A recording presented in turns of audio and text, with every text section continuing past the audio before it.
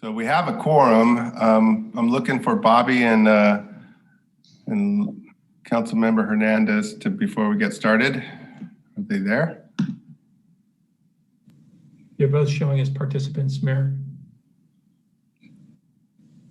Okay. Welcome to the regular City Council meeting of February 16th, 2021. Charles, are we good to go?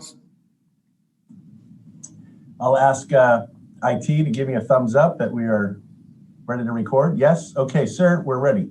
Okay, so I'll start over again. Welcome to the regular City Council meeting of February 16th, 2021. I'm calling this meeting to order. The time now is 6:31. This meeting is being, excuse me, could you please stand and join me in the flag salute? And Charles is going to give us a flag. Place your hand over heart. Ready, begin. I pledge allegiance to the flag of the United States of America and to the republic for which it stands, one nation, indivisible. Under God, indivisible, with liberty and justice for all. I don't understand how that nervousness gets me. Don't be too hard on yourself. It's okay. Thank you. Thank you. I apologize. This meeting is being conducted pursuant to the provisions of the Governor's Executive Order N-2920 and the orders of the Ventura County Public Health Officer issued March 20th, 2020. Stay well at home order. The council chamber has been closed to the public, and council members and staff are participating remotely to help play our part in minimizing the spread of COVID-19. The public was informed in advance of the meeting how to submit all public comments to our city clerk. City clerk has piled all submissions, and those received prior to 5 p.m. deadline today were forwarded to the entire city council for review prior to the meeting. They will also be read into and part of the official meeting record. Madam Clerk, can you please take roll? Councilmember Hernandez?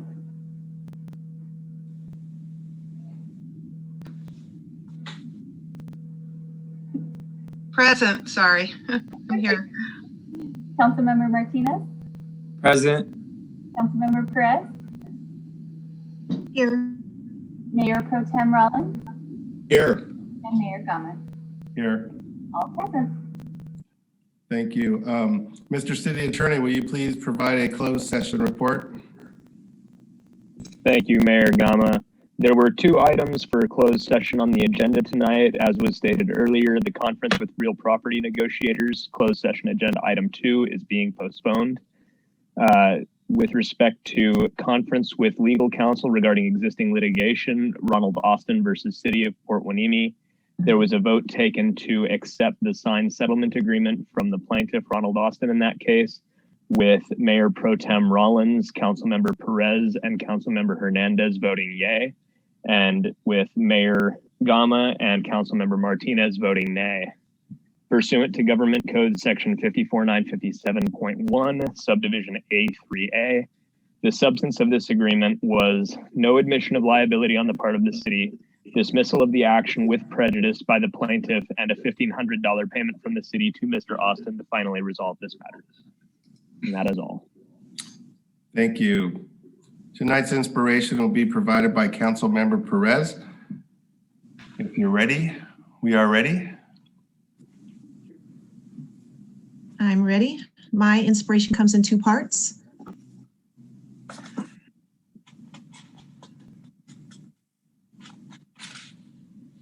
When I was told that it was my turn to present an inspirational story for City Council, I look back on my life, and out of it all, what has inspired me most is being blessed with 3 children. And they've always been my driving force, something to push me to be better for myself and to be better for them. They are my inspirational story. I never expected to be a single mom, but I found myself as that 10 years ago, raising 3 children alone. It was extremely difficult, and it was just us, and I needed to provide for them. And a divorced children are truly never the same, and it took a toll on my children. We became a team and tried our best to survive. I was working full time, finishing education, and trying to do my best to raise them the best I could. My oldest son, Garen, at age 12, took on the role as man of the house, and with that comes responsibility and unforeseen consequences. He was smart, funny, with crazy wit. He loved animals and loved being around his friends.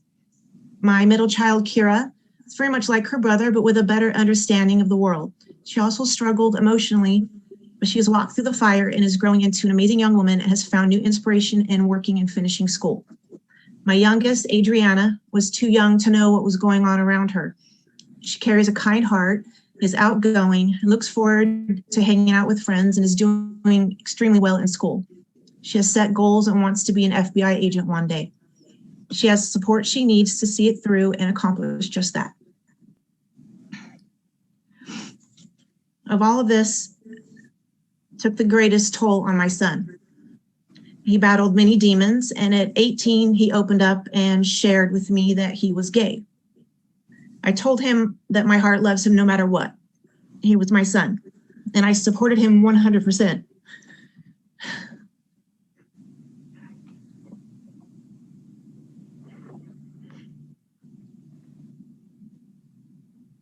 I'm sorry. It's okay, take your He time. was going through a lot of emotional turmoil and suffering from depression and struggled with being gay.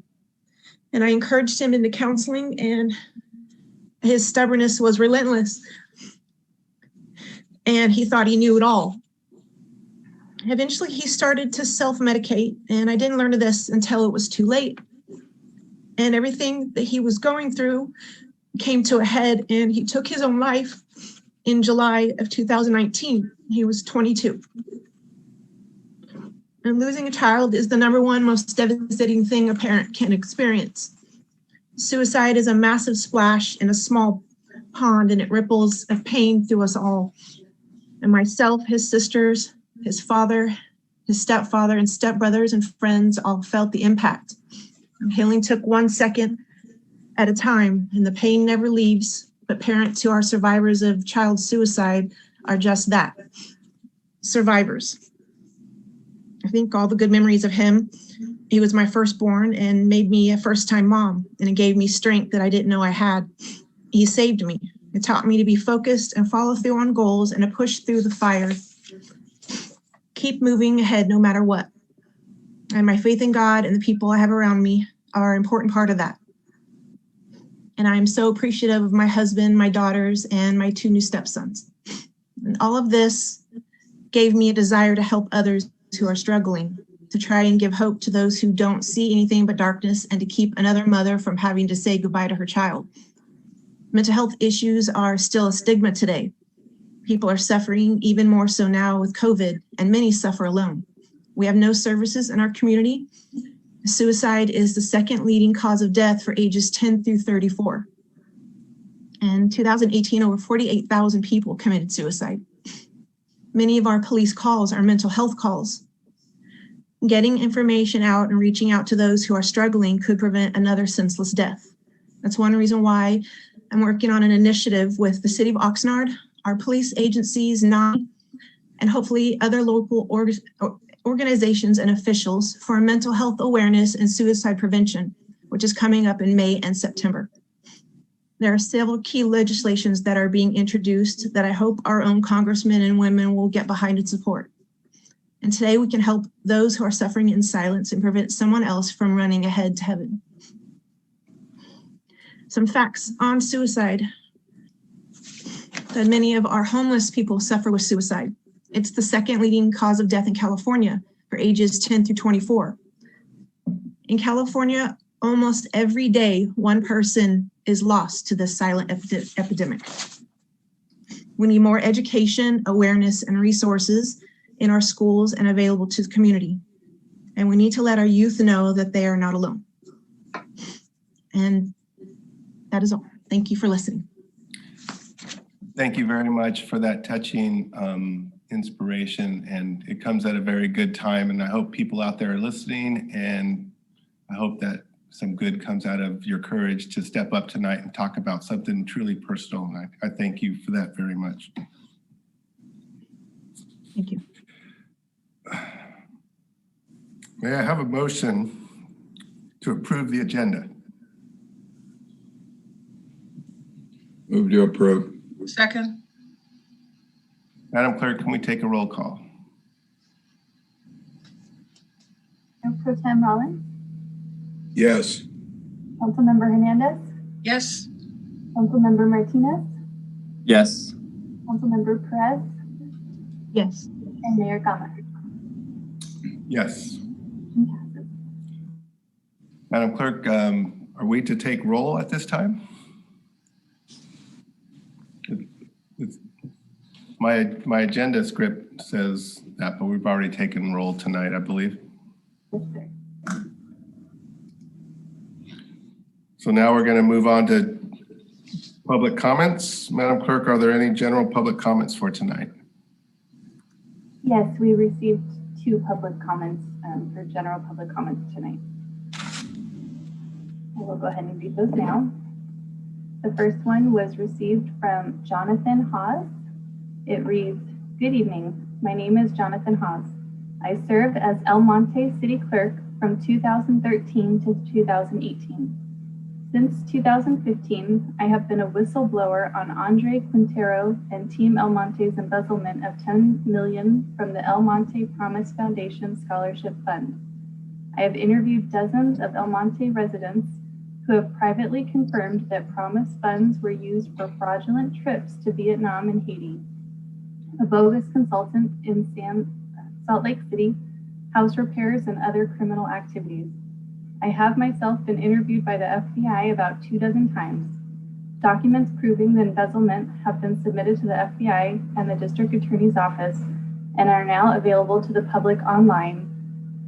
Insert a very long link, website link. I am asking the Port Hueneme City Council to call out these crimes and protect the vulnerable residents of one of the poorest cities in Southern California. El Monte children who should have been provided with college scholarships were robbed.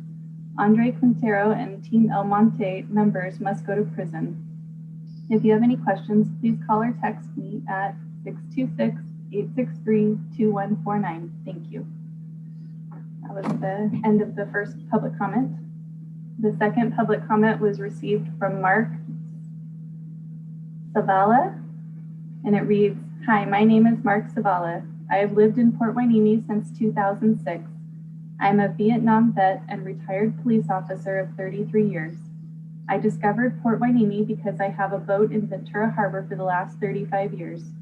I chose to retire here because it is quiet, conservative, relatively crime-free little city. I have sat back and listened and watched Democrats resist tactics for the last 4 years. Some may say this is a time for unity in our country. Those saying it are the very ones who were ripping the country apart during the last 4 years. I disagree. We have tried being nice. We have tried being patient. We have tried being logical. Now it's time to stop the growth of communism. You were elected to manage this city by the voters. You work for the citizens of this city. We expect you to manage the budget and maintain the police, fire, and public entities in a prudent and responsible manner. In 1962, the then current communist goals were recorded in the Congressional Record Appendix, page A34 through A35 of January 10, 1963. The 45 goals were listed. I provide a few examples of what the communists have been working on to destroy this country. Number 1, grant recognition of Red China, admission of Red China to the UN. Number 2, promote the UN as the only hope for mankind. Number 3, resist any attempt to outlaw the Communist Party. Number 4, do away with all loyalty oaths. Number 5, capture one or both of the political parties in the United States. Number 6, use technical decisions of the court to weaken basic American institutions by claiming their activities violate civil rights. Number 7, get control of all the schools. Number 8, gain control of all student newspapers. Use student riots to foment public protests against programs or organizations which are under communist attack. Number 9, infiltrate the press, get control of book review assignments, editorial writing, policy-making positions. Number 10, gain control of key positions in radio, TV, and motion pictures. Number 11, eliminate all laws governing obscenity by calling them censorship and a violation of free speech and free press. Number 12, break down cultural standards of morality by promoting pornography and obscenity in books, magazines, motion pictures, radio, and TV. Present homosexuality, degeneracy, and promiscuity as normal, natural, and healthy. 13, infiltrate the church and replace revealed religion with social religion. 14, eliminate prayer and any phase of religious expression in the school on the grounds that it violates the principle of separation of church and state. 15, discredit the American Constitution by calling it inadequate, old-fashioned, out of step with modern need, and hindrance to cooperation between nations on a worldwide basis. Number 16, discredit the American founding fathers. These are but some of the original list, but what they want to do is clear. It's alarming what is going on in this country. Most citizens do not support the Communist Party, nor do we support those who do, especially if they are in a position where they can help with such philosophy. A person does not have to be avowed communist to further communist goals. Your oath to uphold the United States Constitution and the California Constitution is at stake. Do not forsake that oath now. Instead, I entreat you to redouble your patriotism and commit to accurately representing your constituents and the county and country we cherish. That is the end of the public comments. Thank you, Madam Clerk. I would like to make a brief public comment. A couple weeks ago, the city of Port Hueneme lost a friend to cancer, and his name was Tom Dunn. And he was very enthusiastic in getting involved in the city's business and trying to keep the public aware of things going on in the city. And he was very much a part of our very first Hueneme Beach cleanup 4.5 years ago. He came to the first couple of them and would come out periodically and check in on us. And his wife came out a couple weeks ago after he passed away to spend some time out at the beach with the bucket and stuff. And I just wanted to thank Tom Dunn for taking an interest in the city, being a part of some of the good things going on. And on behalf of the council, I just want to extend our sympathies to his wife and family, and he'll surely be missed. And that's that. So now we're going to move on to presentations, and Chief Salinas has a COVID update for us.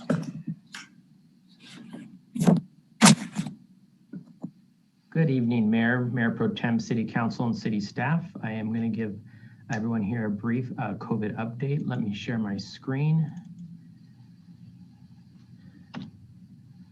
So this update, I'm going to pretty much go over the numbers and talk about our progress. And waiting for this to start.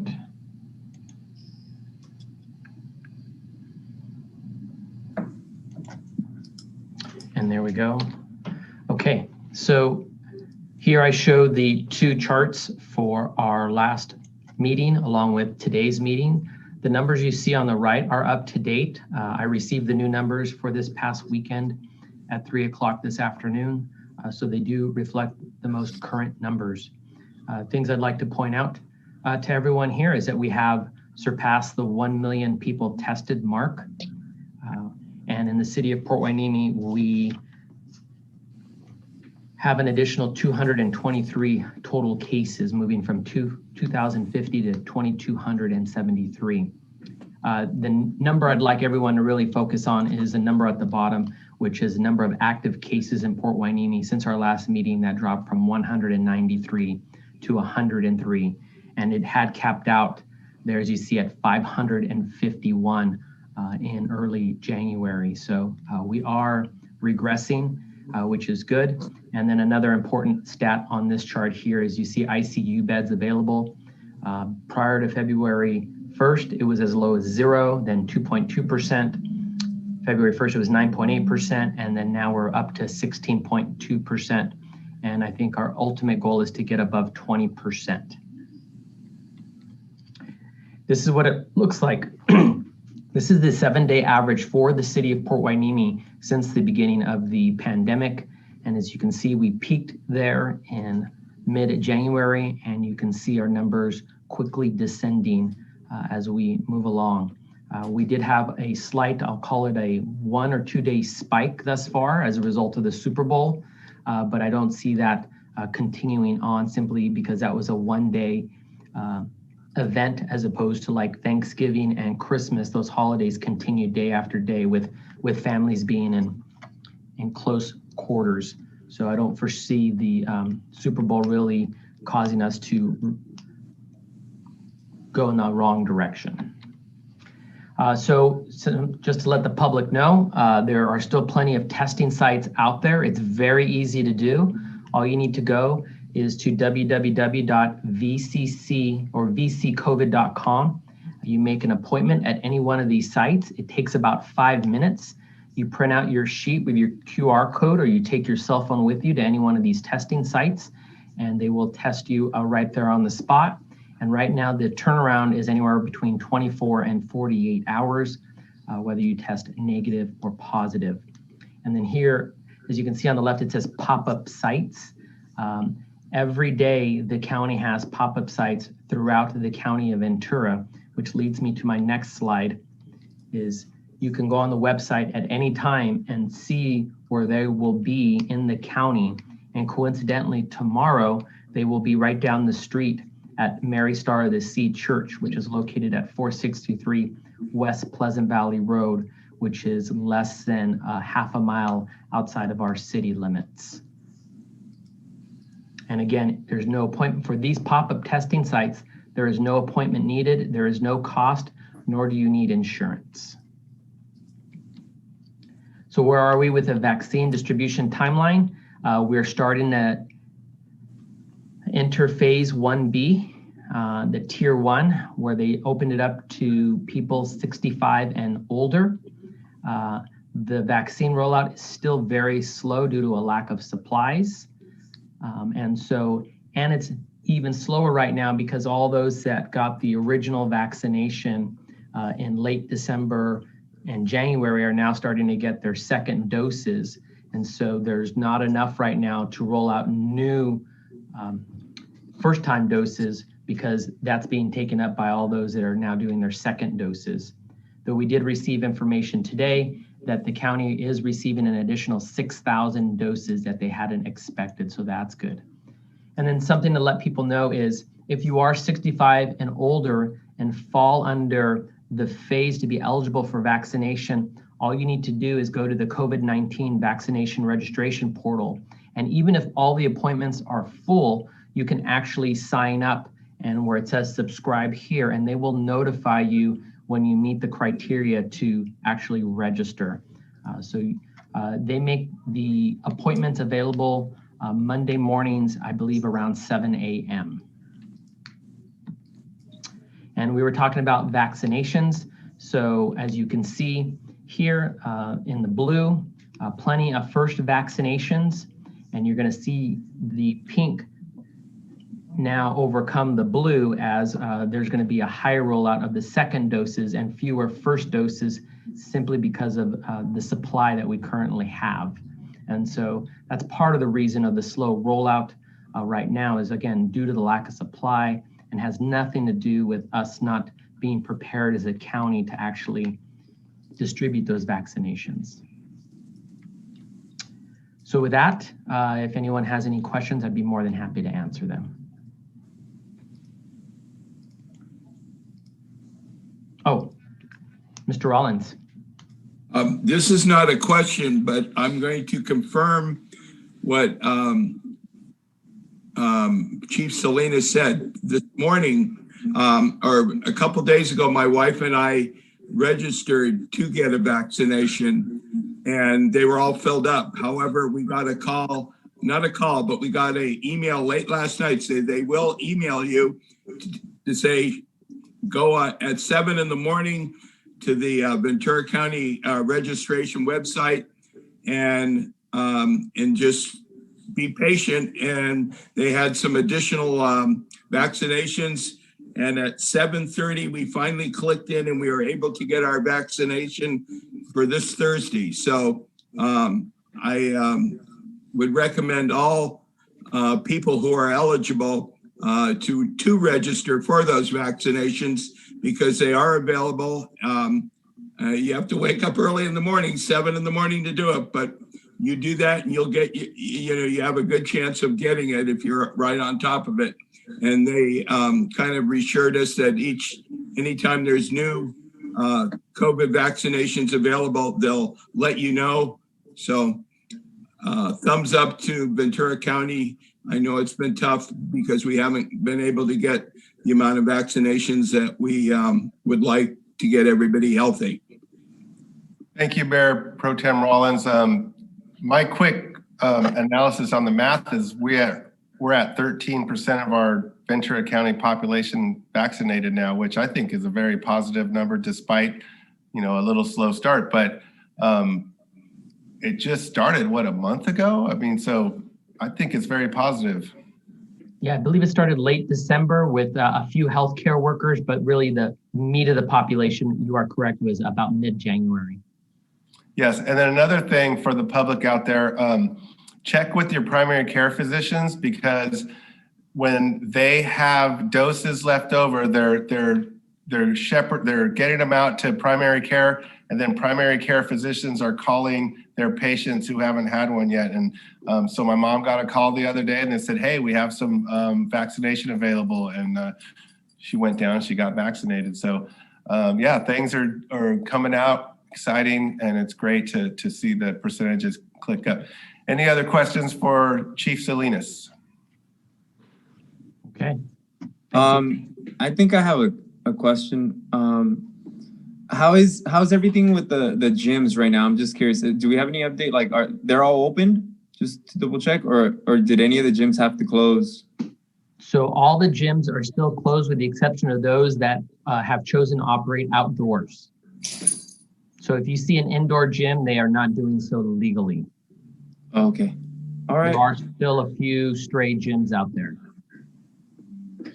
Yes, there are. Thank you, Chief Salinas. Mm-hmm.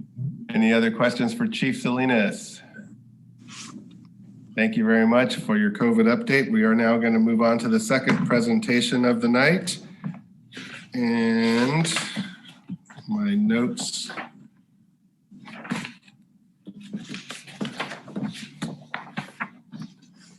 What happened here? Breck Connors will be delivering our emergency ordinance to cap food delivery service commissions. Thank you, Mayor. I guess probably a couple sessions ago, there was a request by council to provide information on the impacts, the consequences, and potential for an emergency ordinance to cap the fees and commissions associated with food delivery services like Uber Eats. And so this brief is prepared with that analysis.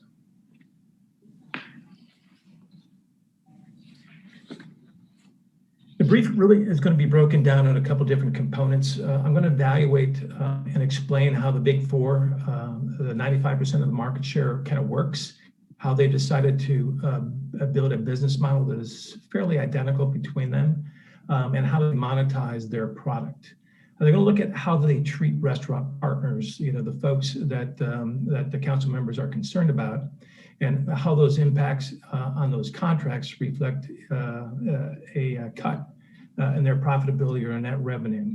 And then following that, I'll look at the trending cap limits that exist other places, and how that still impacts their profitability or net revenue. I'm going to take a look at Port Hueneme restaurants and what they have experienced in terms of commerce revenue as exemplified by sales tax collection during COVID-19. And then I'm going to talk about what has been perceived as the cap limit demand, not only within Port Hueneme, but the rest of the country, and how that plays out to Ventura County.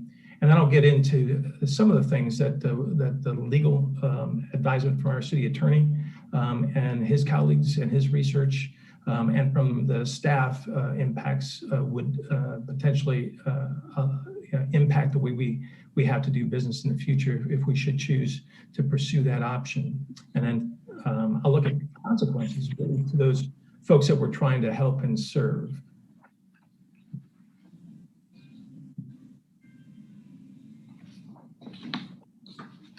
So the business model seems, if you're just looking at their revenue increase over the last 2 years, is basically doubled to about $5 billion. But the reality is they're still not profitable. In the third quarter of 2020, and that quarter is one I'll be talking about here in a little bit more detail when it comes to our restaurant performance. They're averaging somewhere around a $100 million loss per company. Some are a little bit better than others. See, their challenge in their business model is they are depending and they are betting that they can convert and expand a convenience culture so that this is their first choice for delivery of not only this type of service, restaurants and delivering food, but medicine, groceries, and other commodities that people would prefer others to go pick up and deliver at their homes. Now, the interesting thing is, and this is why it's significant in restaurants, is that the survey says, for you Family Feuds fans, that 85% of customers will only pay $5 or less for delivery. And so that's a key component of how they monetize and price. And a lot of that is then therefore allocated to the restaurant partners, which we'll talk about here in a slide or two. Most consumers that use these apps, they only do it once per month. So you can see that even when their net revenue is at $5 billion, they need a lot more customers to use it. And here's the interesting detail that a market analysis has performed, and that is the people that use this most often are low income and the young. So this is an example of a restaurant in LA who provided information to his menu pricing. And associated with that, you're going to see how these big four delivery services assign commissions or fees in subcomponents. Almost all these providers, these partners with restaurants, have reduced their fees on pickup only. And that means that they can host on their platform, but that there's no delivery service or app. That happened during COVID. There's for some of them, Uber Eats in particularly, for self-delivery. And so if you have a delivery fleet and you want to use their app, then you have to pay a 15% of your gross order to that partner for their services. All have options of app delivery and marketing, and they're all different. But kind of the interesting thing is that all of these details are somewhat mysterious because each restaurant has an NDA. Their contracts are negotiated independently, and so that the real numbers are estimates or volunteered by some restaurants who have shared them with the media and press. So if you look at a $10 order, if you're ordering Grubhub, the restaurant is going to pay $3. If you're ordering through Uber Eats, it's going to be $3. Postmates is a little bit better, $2.80, and DoorDash is $2. If you're the owner of that restaurant, that means, according to this particular one, and remember, these are estimates, the cost structure and the debt structure of each restaurant is different. But in this case, and really it's going to, and I use this to compare it on the next slide with a cap limit, you can see that they're only making $2 to $3 on their order.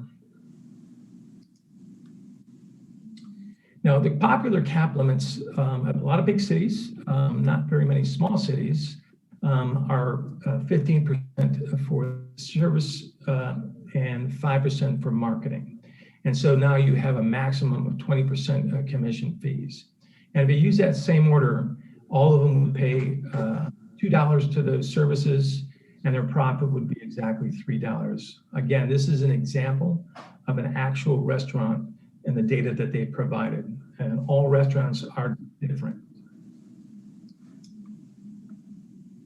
So in Port Hueneme, we just had our sales and use tax debrief from HDL, our consultant, and the time frame ends through the third quarter of 2020. So think October of 2020. We have 27 quick service restaurants. This is your McDonald's as an example. And from 2019, October 2019 through October of 2020, they actually had an 11% year-to-year sales tax increase.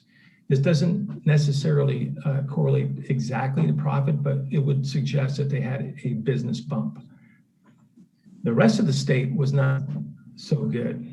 They lost 3.7% from year to year from sales tax. Casual dining is really where our focus is, I think, for council and staff. And we have 24 casual dining restaurants. So this is, think of Denny's, IHOP, restaurants like that. 50% of those restaurants are perceived to be independent owners. The rest are franchised or covered by a corporate entity. In their case, they lost 18.7% of their sales tax revenue over the year October 19 and October 20. And compared to the state lost 38%. So this is the particular demographic in Port Hueneme because they don't have drive-through, because they don't have potentially outdoor, and potentially they didn't have a business model that pushed online orders and those type of alternate services really were impacted initially. Fast casual restaurants, these are your Pan Expresses, your Subways. They actually had a minor year-to-year sales increase compared to the state, which lost 14.2%. So when you reference this to the infection, positive infection chart that Chief Salinas wrote, and then you overlay when we had restrictions on restaurants, you can see in October for those revenue projections or those revenue data and sales tax, you can see that despite having a 7-month period that initially was curbside only through May and then outdoor only until October before it became 25% capacity inside dining. Our restaurants, except for our casual dining, actually were growing year to year, again, associated with sales tax. On December 6th, when the governor closed restaurants down and it was again back to curbside, and then on 24 January, it went to outdoor dining. And we see that precipitous fall in those infections rates and the vaccines coming on. It's probably not in the very distant future where indoor dining will also be a potential for our restaurants in Port Hueneme.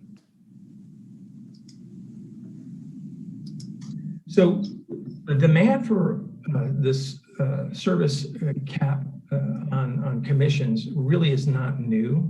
The restaurant industry has been advocating this since the beginning or origin of these services. In early COVID, in March and July, because of the powerful restaurant industries in those cities, a lot of large metropolitan cities adopted ordinance, similar to the ones that we already talked about. And then when we had the second massive surge in the holidays following Thanksgiving and then into Christmas, we had now medium and large metropolitan cities get on board. Again, the restaurant industry was still advocating as they had been since the beginning. But areas where cold weather impacts outdoor dining were also starting to get into this wave of cap limits. In Ventura County, in contrary fashion, really that demand signal has never existed.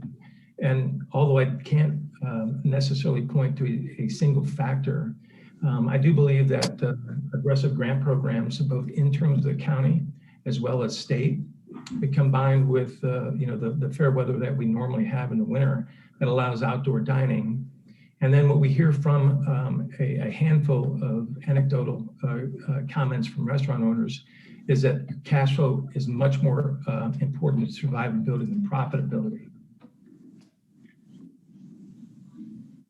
When you look around the rest of the county, we canvassed all city managers to see if there was an interest either by their business community or by council members. We also went through our network on the economic development side, and the resounding answer was no. However, we learned tonight that Camarillo may be investigating cap limits within their jurisdiction.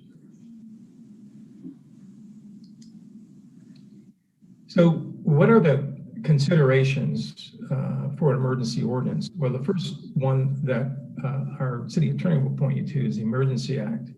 An Emergency Act is really to protect and preserve health, safety, life, and property. And although many cities have bent this particular standard, we think there is some liability associated by using Emergency Act. There are also numerous contract clauses, both the U.S. and state constitutions, that are very cautious about interfering with executed contracts between two businesses.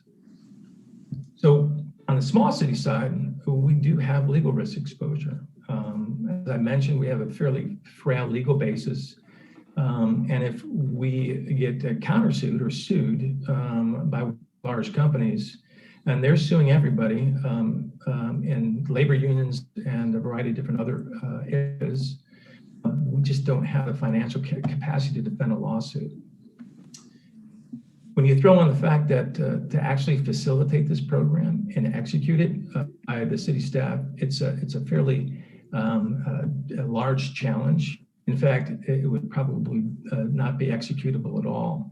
And what we've learned from other cities that have adopted such a ordinance, there's really no management of their ordinance.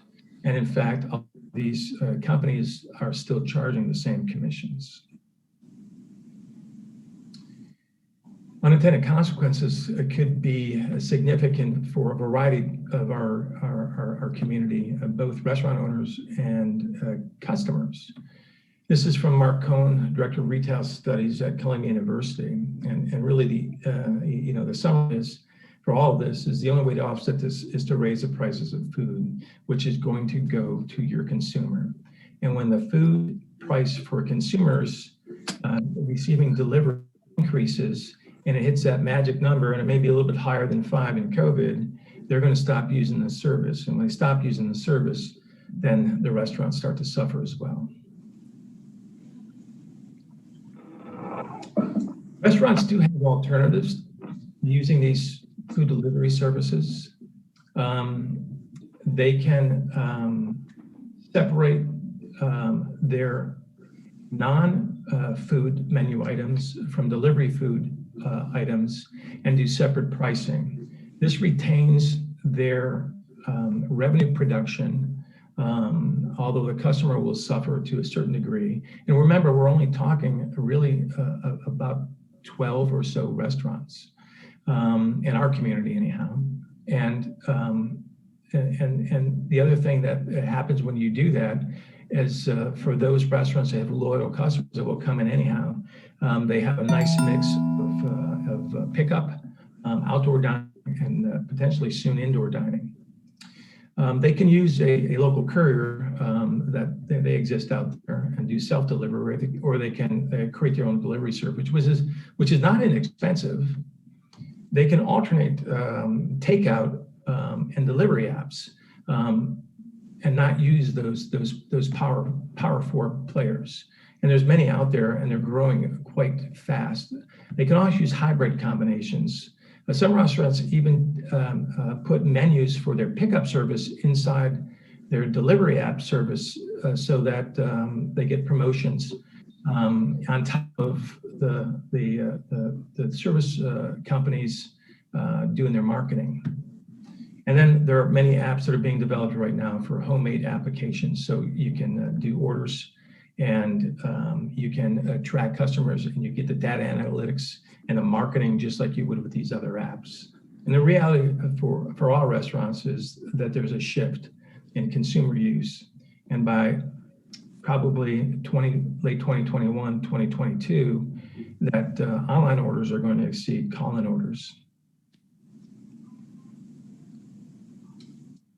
I just want to continue to campaign for Go Wainimi because we do have a lot of business information within this app, including temporary use permits for outdoor dining options and COVID compliance support and grant application support. And with that, I submit to your questions.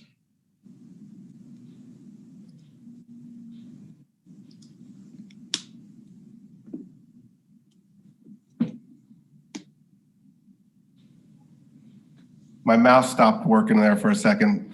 Councilmember Martinez, go ahead. No, it's Mayor Pro Tem Rollin. I think he has a comment. I'm good. Okay.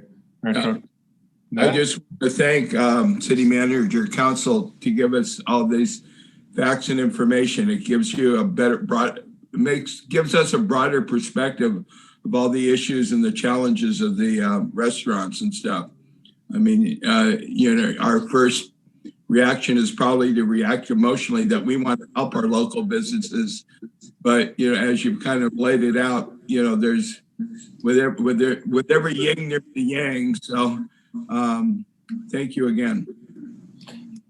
I would just like to encourage everybody out there to support your local Port Wainimi restaurants, and clearly picking up your own food is the way to go. And it helps them, and they're struggling. And I try to support all our local restaurants as best I can, but times are tough for some of these restaurants, and hopefully the end is coming. Vaccinations are stepping up, so it's a tough situation, and I just hope for the best of everyone out there. Councilmember Hernandez. Thank you, Mayor Gama. Thank you, Mr. Connors, for your presentation. I imagine this presentation will be helpful to other cities who might be considering this delivery cap. But I really appreciate how in-depth you went in looking into the impact that this would have on businesses, and also the confirmation on whether or not there's an actual need out there for restaurants to cap delivery. So we didn't know a lot about it going in when we asked this question, but we're certainly more educated on it now. So I really appreciate all staff's work on this. I do have a question as to whether or not you looked at the measured impact of cities that have adopted this. I know they're the larger cities, so it's kind of hard to compare apples to oranges, but I'm just curious, without going too far into it, was there any measurable impact that benefited businesses in those cities where the caps were implemented? No, anecdotally, there's actually, it's been fairly quiet on the restaurant side of the equation. There's been a lot of reports that a lot of these service companies have never actually changed their contracts. They're still charging these fees, and the compliance component of it was an afterthought, so it's lagging their ordinance. So they're really not actually investigating and securing. They've had some reports from some restaurants, but they're not set up. LA is one of those that's really not set up quite yet to enforce and then fine and execute a legal strategy against it. We do have reports that we looked at from St. Louis that they, and I don't know which company, that they immediately charged the customers the difference in those fees. So we probably suspect that's going on too. So, somebody's going to pay for that fee. Depending on what the companies do, it depends on the restaurant or the customer. Okay, I have another question. Now that we're in purple tier and restaurants are allowed to provide outdoor dining with certain restrictions, What are we doing as a city to accommodate or help those businesses who typically don't provide outdoor service? What are we doing to help them get past any county limitations or COVID limitations, restrictions, so that they can create some outdoor dining for their business? We have offered and assisted with free temporary use permits that would extend, I can't remember how many days, Mr. Stewart would probably know, I think 90 days past the emergency. So that would be the only, I guess, restriction from them doing outdoor dining if they weren't already coded for it. And so we've done those. I don't know exactly how many, but it is something that we offer for those that are seeking. We've seen restaurants that they didn't actually want to attest and execute outdoor dining, and they'll hopefully. I think that the bigger struggle is for newer restaurants that don't have a following. I think those are the ones that are probably challenged the most. Yeah. Did you find anything else in your research that may hint at areas where we could assist businesses? Was there anything in particular that you found that you felt was a gap that we could address? When we start manipulating markets, I always get kind of nervous because you don't know what the unintended consequences of that are. I think that the restaurant industry, and we talked to a couple of restaurants in Port Hueneme, they're getting really creative on how they're attracting customers. I gave probably 5 examples of what restaurants could do and have demonstrated to be successful. It's counter tactics, but ultimately you have to be a little bit savvy, and you have to potentially balance your pricing between several different options for the same menu. And then at some point in time, you're going to have to use technology to really expand your market. Okay, thank you. Councilmember Perez. Yes, I just want to thank you, Brad, for your research and letting us know all about that. It's obvious that it probably won't work for our city. I have a question about the grant. Do we know if any local businesses have been awarded any? I will bring in Mr. Kenny. I do know that we do not actually receive data on grant or grant amounts for those who are applied from Port Hueneme. It's a flaw in the reporting structure. I know that we are aggressively advocating with our businesses in Port Hueneme to assist with grant applications, but actual known grant numbers we do not have. I'll refer to Steve Kenny if he's got an update to that. I don't, Mr. Connors. You said it exactly right. We have tried but have been unable to get individual outcomes for the grant applicants. We're at the moment really focusing on promoting the next round of grants because that'll be coming up in March, and everything we can do to help there, we will. We'll also check on whether the state grant performance records are going to be made available. But as of right now, we don't have individual answers.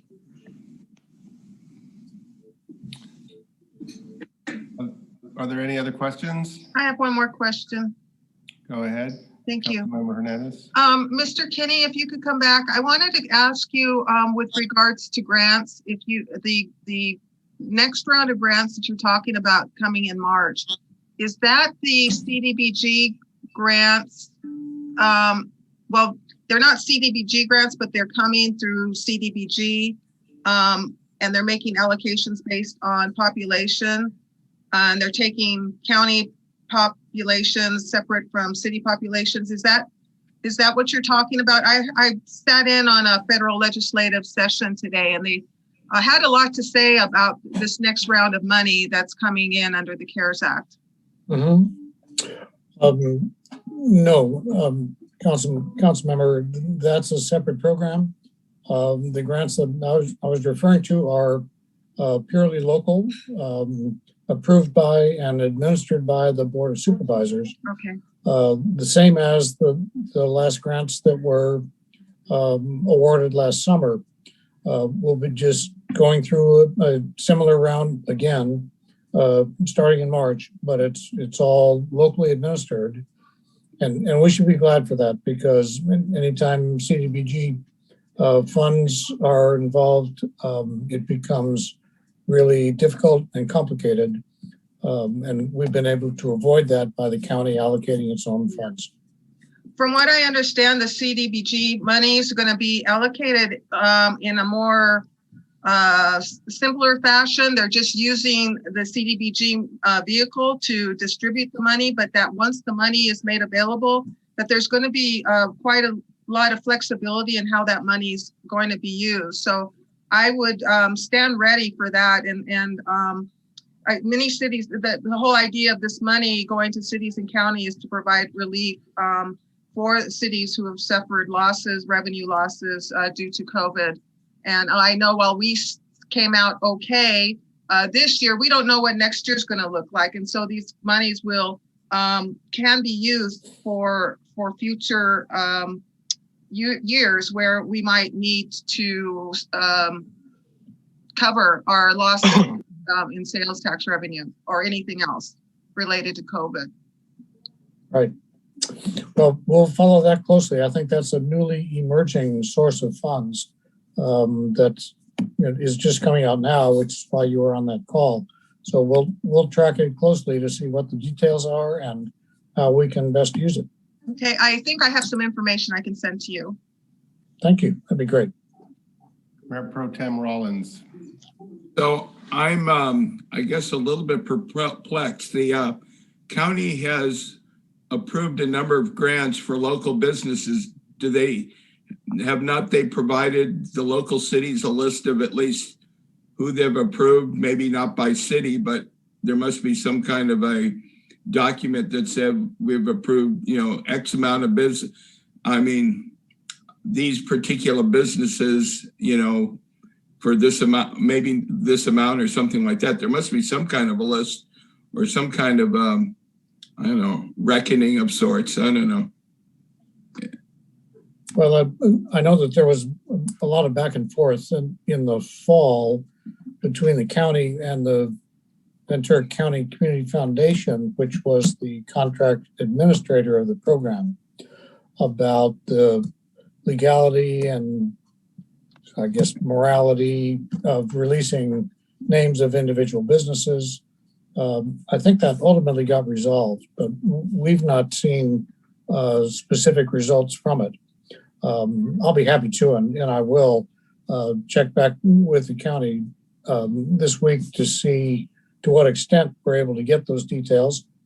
And every detail we can get, I will be happy to get and pass along to the council. Thank you. If I may, we started out this conversation looking for ways to help our business owners who need help. And my observation is the Starbucks, the Burger Kings, all the major franchise restaurants with drive-through appear to be doing very well in this calamity. And all the independently owned restaurants seem to be struggling because basically they don't have a drive-through window, and it just, so, I don't know what we can do as a body, but it just, when you hear about all the fraud and the unemployment, $5 billion, and we hear about all these grants, how can we steer it to the people most needing it? Because is there a mechanism so let's say Starbucks, are they allowed to apply for this grant money and they have the expertise? They're not? Okay, because I didn't know. So I just hope that we could focus on trying to help some of these businesses, because I do know that there's a number of them hurting. They got mortgages to pay, they got rent to pay, employees are laid off. I mean, it's a tough situation, and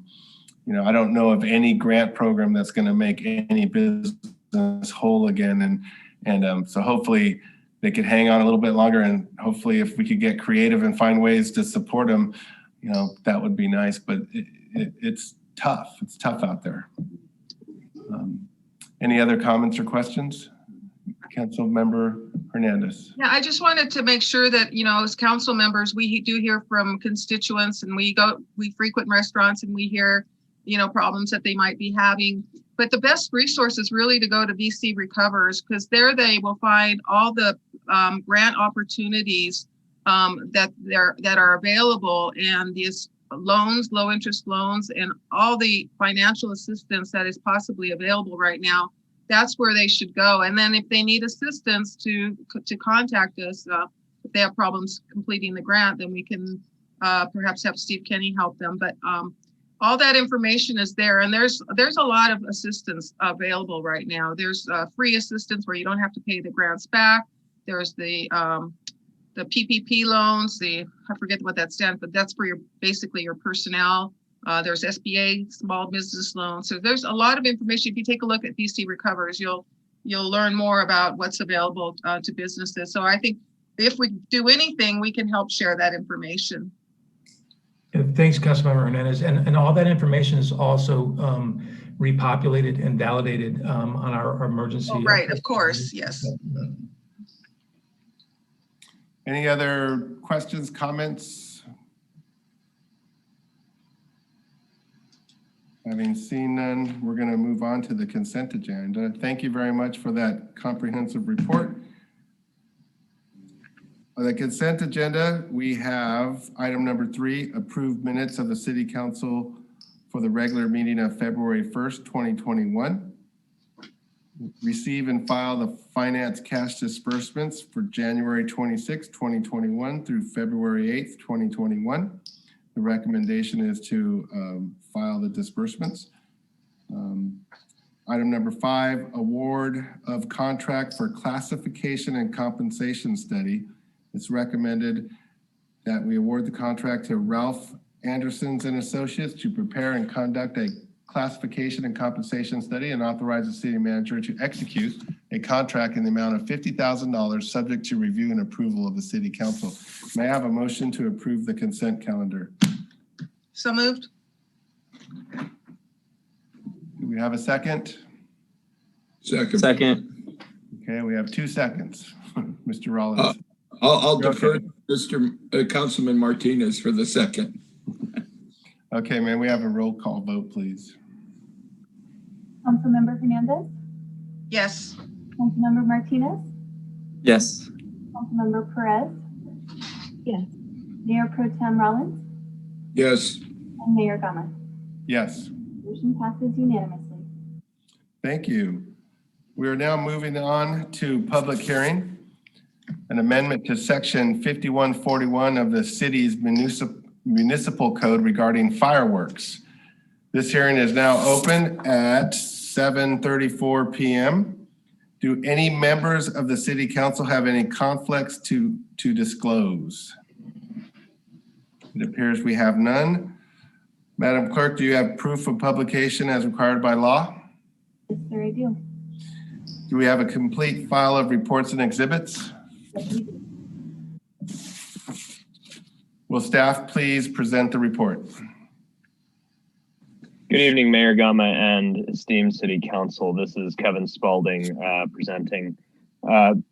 Basically, this is a housekeeping ordinance revision. On or about May 21st, 2018, the City Council of Port Hueneme adopted Ordinance 739. The purpose of Ordinance 739 was to give local law enforcement the ability to more proactively enforce fireworks and dangerous fireworks laws contained within the Health and Safety Code of the state of California. Prior to the adoption of Ordinance 739, police officers were required to directly observe the infractions in order to enforce the Health and Safety Code. Ordinance 739 created more tools and gave law enforcement a greater opportunity to intervene and issue misdemeanor cites as well as administrative citations for violations of the fireworks ordinances. In reviewing this, Police Chief Andrew Salinas identified inconsistencies in the definitions of the fireworks that have happened since May 2018. Specifically, Section 5141, the internal references to the Health and Safety Code for dangerous fireworks and fireworks were inconsistent. They had referenced areas within the Health and Safety Code that didn't pertain to those definitions.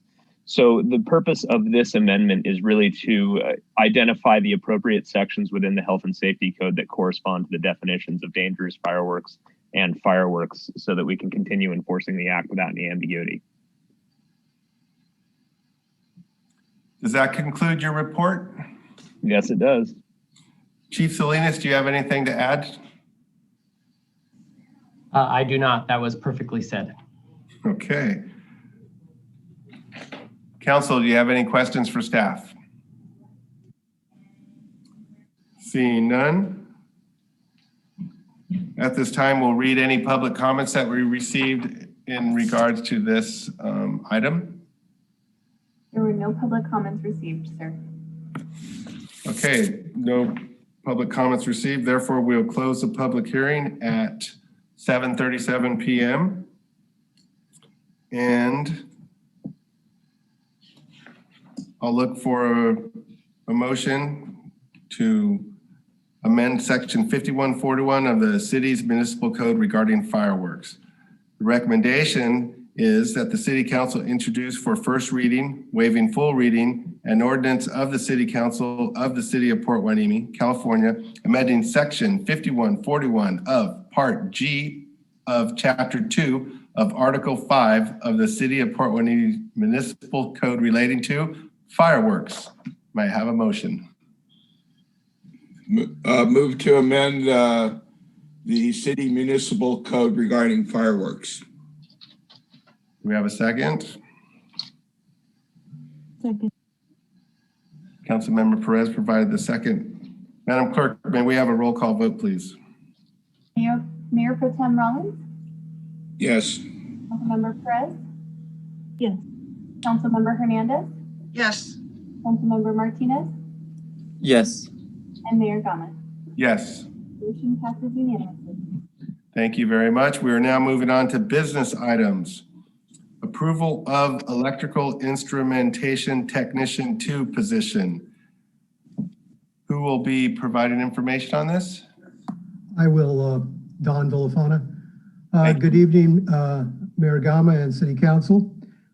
Tonight, it's recommended that the City Council approve one new position in the Water Division, an electrical instrumentation technician, EIT Level 2, and amend the fiscal year budget 2020-2021 operating budget to include the EIT 2 position with an annual cost of $126,617 in salary and benefits.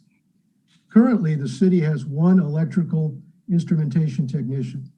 This person repairs, calibrates, tests, inspects our motors, pumps, remote electronic monitoring sensors. That's our SCADA system.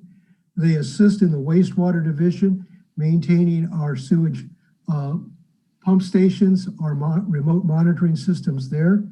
They assist in maintaining our electronic system at the water treatment plant. It's a vital position. The current longtime city employee gave notice that they'll be leaving in March, and we are currently recruiting to fill that position. The EIT positions are vital, and it's necessary to have someone with this skill set on call at all times. And previously, there were 2 positions, and each position supplemented each other and allowed for redundancy and standby and emergency call out and rotation. However, because of budget constraints in 2010, the second position was eliminated. And because there's only one position currently budgeted, that means the one person we have is always on call. And with the additional upgrades to the water treatment plant and the water master plan, an additional EIT support is needed. And we looked at the current salary range, and we are below market. Public Works did a salary survey, and that's attached to the staff report, we found that the local cities and other water agencies were paying a good amount more. United Water has been advertising for a EIT position since July of 2020. Their starting salary is higher than our top current EIT position. So it's imperative to be competitive, and we need additional support. So that is why I'm asking for the creation or the approval of an EIT 2 position. This position has more requirements than the EIT position, and we need the position to provide redundancy and move forward with our water master plan. Are there any questions? Mayor Pro Tem Rollins, go ahead. Yes, thank you, Mr. Bellafano. Can you kind of like encapsulate some of the increased skill set levels that you're hoping with this new position, or that you're going to be recruiting with this new position? This new position requires to have a grade 2 water operator certificate from the state and distribution certification, because this person repairs our equipment, maintains our remote control system. And it's not just being a good electrician, it's understanding the process in a water treatment plant. So the EIT 2 position requires that they have water grade certifications for both treatment and distribution. Also have a background in AutoCAD and GIS. So those are some of the additional requirements, and we do have them listed in the staff report. So my second question is, how wide a span will the recruitment be for this highly individualized position? Will it be regionally, statewide, nationwide? What are you suggesting? Well, we've posted it in the trade publications and associations. I gave recommendations to our HR manager, and I have personally reached out to my fellow public works directors in the county. And I asked, I've got a good working relationship with all of them, and I asked that they please pass on our recruitment flyer to their water divisions also. It's a highly competitive market, but I asked them to post it and make sure that their people knew about this position, especially, and I will be doing it again when the EIT 2 position comes out. So we are trying to be aggressive in recruiting for this. So it's regional, all of Southern California, and but the NeoGov can be seen outside the state also. Okay, thank you. I have a question regarding the fact that this is a long-term employee. I imagine he has a lot of infrastructure, institutional knowledge, and with him leaving in March and we may not be having a person on board, how are we going to transfer that institutional knowledge to the new highly skilled electrician? Because like you said, this is a specialized area. How are we going to get around that obstacle of first day on the job, trying to figure out where to go and what to do? The person that currently is in the position has been very good and said, Don, if you need anything, get a hold of me. And I have to look into possibly getting some sort of contractual arrangement with this person. They'll be moving out of state, but that we could possibly contract with him to provide some information, because it's very doubtful that we'll have somebody on board before he leaves in March. I have been using a consultant, a very expensive consultant, unfortunately, because the market is tight, at $180 an hour to have a contract technician available. I'm also looking at other options. So I've also reached out to Ventura County Regional Sanitation District and to see if they have someone that I can contract with on a part-time basis. So those are the things I'm looking at. It's going to be difficult to do, but I'm looking at options, and it's going to be a learning curve. Thank you.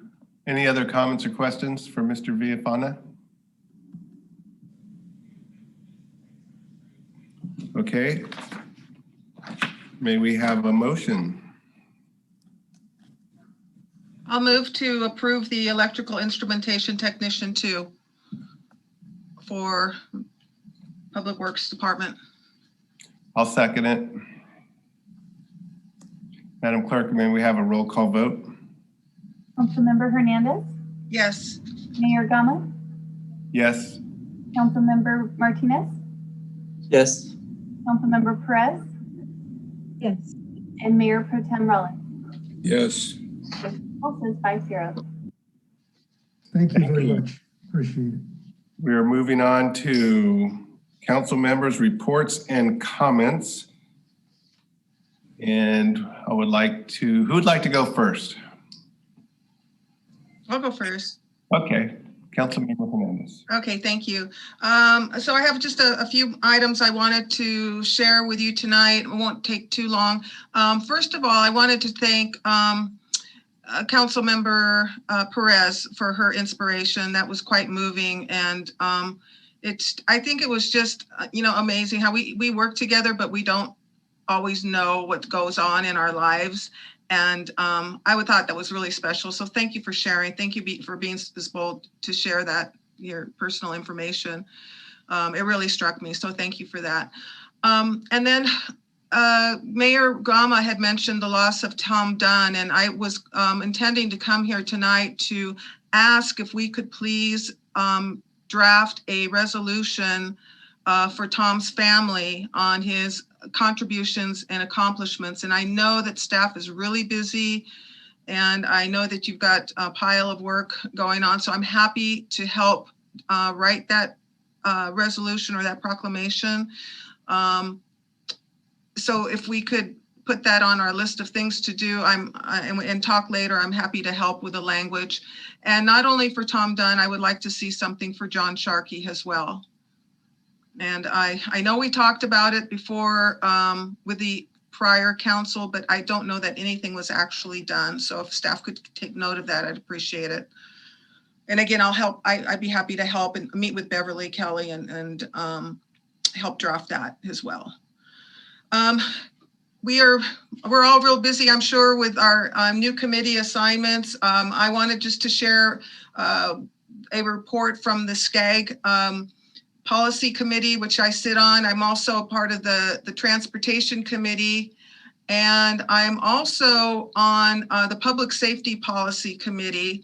And I just wanted to share a couple of things. And the Public Safety Policy Committee is through the League of California Cities, and that's the one I really wanted to talk about. The other ones were just general orientation. But it's pretty interesting to be on these meetings and see and talk and hear from council members from throughout the state of California. It just, there's all this experience and knowledge and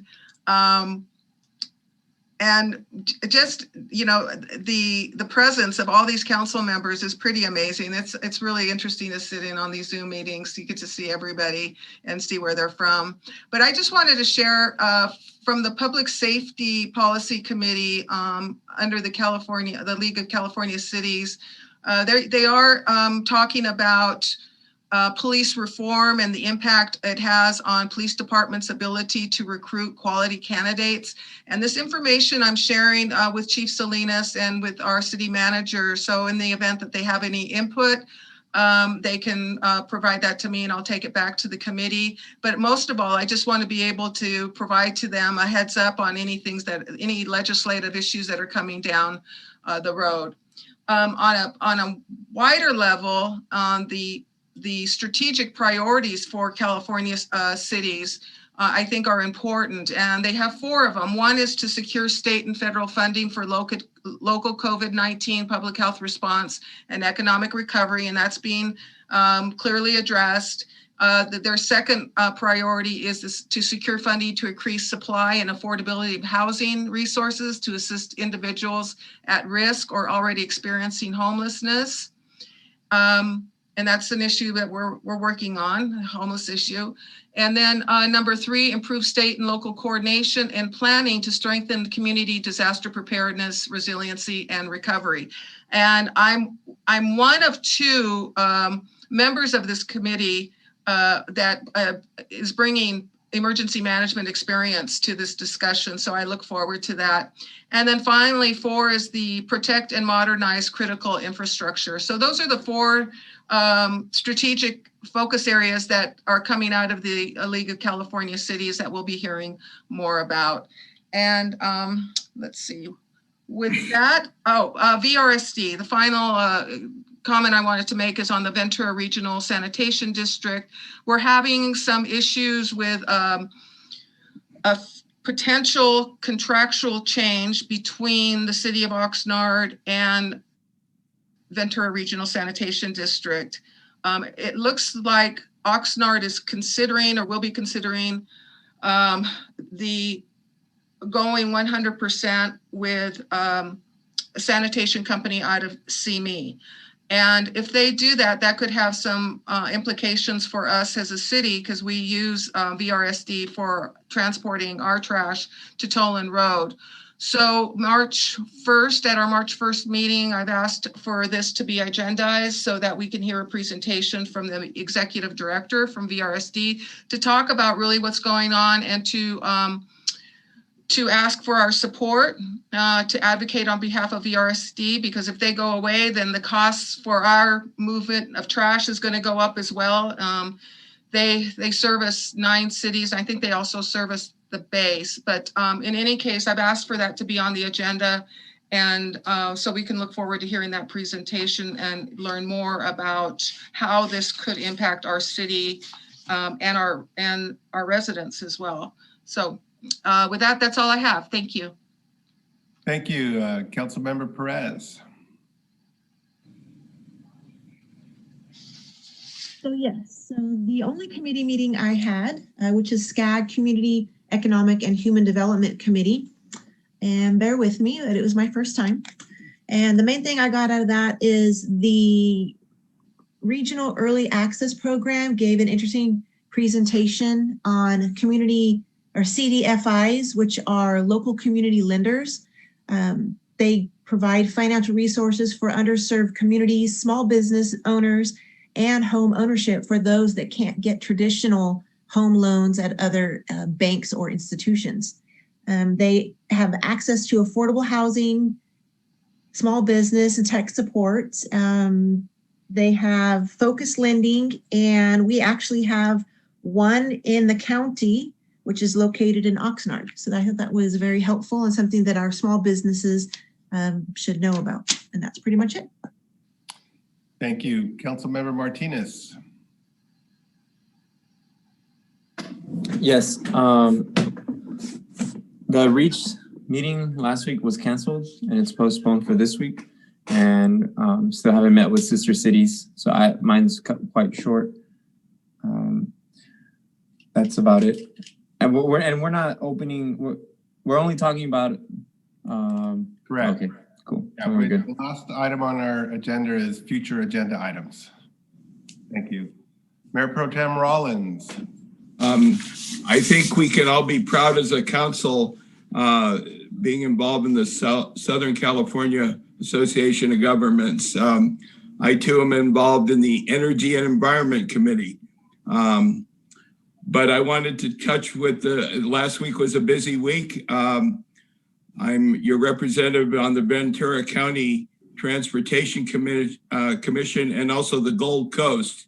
Gold Coast is our local bus line.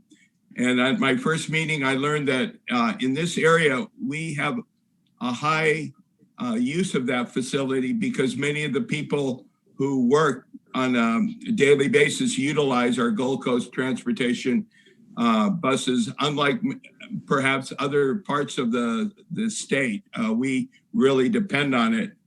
During the COVID pandemic, they have eliminated the fees for the bus use, which is a good thing.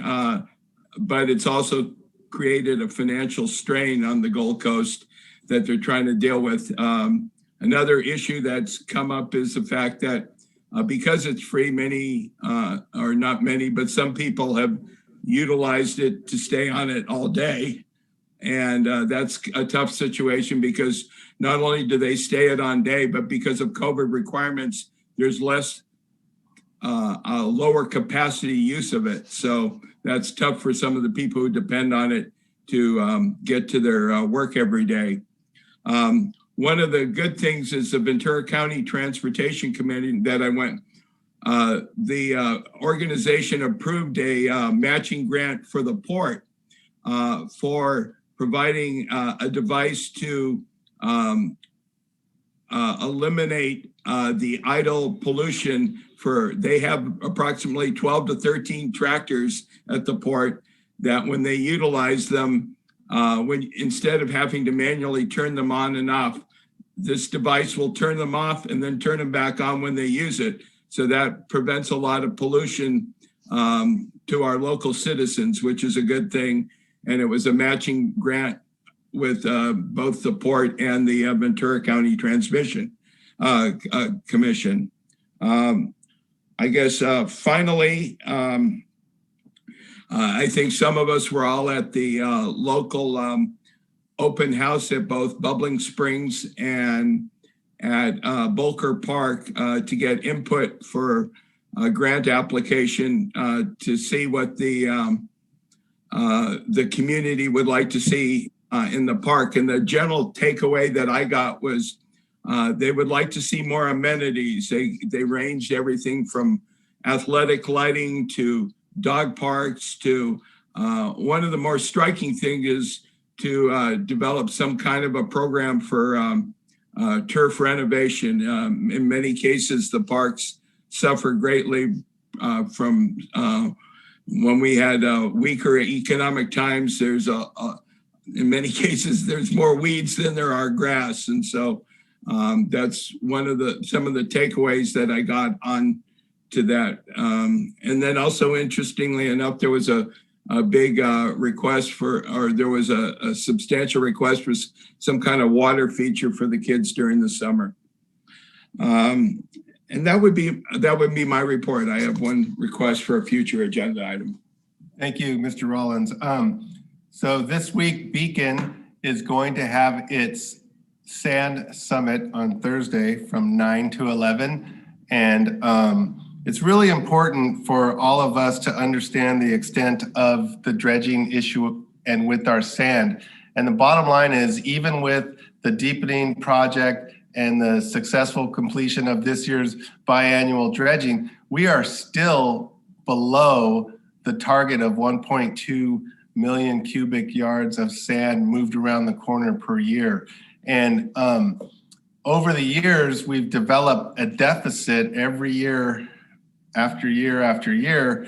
And it's created a large, what I call scar on our beach. And as a result of that scarring, for example, our lifeguard towers are positioned way far from the water's edge. And so I put together a PowerPoint.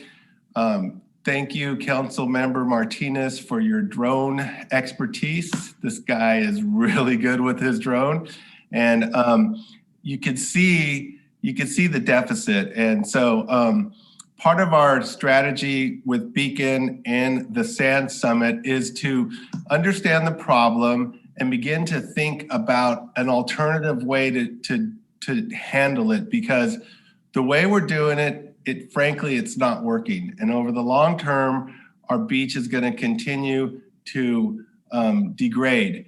And because we have not hit that one, basically because it's biannual dredging, that means every 2 years, we need 2.4 million cubic yards of sand moved around the port of Hueneme to mimic Mother Nature. And we haven't hit that target for many, many, many, many years. And so, it's a hope of mine that we can start to think about alternatives and another way to do it. There's plenty of sand on the other side of the sand trap, and the challenge is to get it over to Hueneme Beach. Hopefully you all could attend on Thursday, and if you don't have a link with the Zoom information, let me know and I'll forward it to you, but I think everyone should have been copied with it. I had a meeting with the Animal Services, and Animal Services is looking for a new home, and I think it would be great if as a council, maybe we could encourage a significant fundraising effort, because I think we all agree at the Animal Services Commission, all the commissioners agree that we see these ads for national pet organizations that are nonprofits, I think, and we see millions of dollars leaving our county to go to some organization way over there, when here in Ventura County, we need to build a new animal shelter, and we need to build a first-class shelter. We need to have a highly effective, awesome dog park attached to it. And so I just think, and a number of us think, that we really need to organize and try to build a world-class, modern, accessible, visible animal shelter facility. And hopefully we'll be able to realize that goal. So we're beginning to look at plans, to come up with numbers, but if anybody has an idea on how to get a world-class fundraising effort going in Ventura County, because one thing I know about Ventura County, we love our animals. We take care of our animals, and the volunteers line up at the animal shelter. They never had have a shortage, so just keep that in mind as we move forward. On Friday, one of the victims from that terrible incident at Island View, Mr. Eric Strand, gave me a call and invited me to come over and listen to the fire department come out and present an award. And I didn't know what exactly was going to happen. So Charles Peretz and I attended it, and I learned something amazing. There was a friend of mine called, his name is Jason Clinshaw, and he's a local, has been here for his whole life, and he provided first aid to the victims prior to the police and paramedics getting there. And the fire department was very impressed with what he did and felt the need to recognize him for his act of heroism. And it was really, really touching to hear from the most significantly injured person of the three, who's in rehab, neurological rehab, because he has a brain injury. But it was a really great event for the community of Island View, and I was really glad to be able to attend that. So my other comment has to do with Hueneme Go. I've used it extensively, and I've come to find out that some seniors are frustrated with it and they can't figure it out. And some of our residents are old school and not really interested in technology or don't have an appetite for it. Some do, some don't. And it was brought to my attention that it's very difficult to phone in to City Hall and to get somebody on the line. And so I just wanted to bring that up, that calling in is very difficult for some people, and it's rare that somebody answers the phone. I don't know if it's rare, but that's what was communicated to me. So, and then this weekend I attended the Parks and Recreation information gathering, and You know, I'm so impressed with our community, particularly the baseball community at Bubbling Springs. I mean, they had an army of people and they were taking care of the infield and the weeds, and clearly it's been neglected with COVID and everything that's been going on over the last year. But people are excited. They're really excited to hear about the master parks and planning. And I think that was a great event, and I was really glad to be able to spend some time over there. And I believe, communication with staff.